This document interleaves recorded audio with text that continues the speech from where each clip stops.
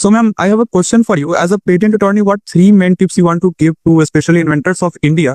And what are the most common mistakes you are observing as a patent attorney that is frequently done by the inventors of India specifically? Yeah, very good question, Pratik.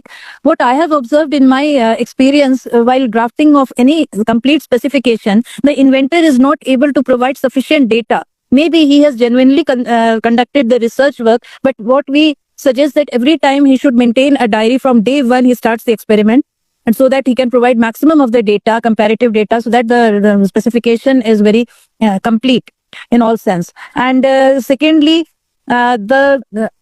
many we have seen, especially in educational institutions, the inventors are more inclined to publish their research work than to file patents. So I've written a whole poem on this also, and the 4 golden words which I suggest to all the inventors is that first file, then publish. So you should first go for, at least if the invention is not complete, the research work is not done, still you should file a provisional application wherein you get another 12 months time to file the complete specification, and then you go file it in whichever journal you are willing to.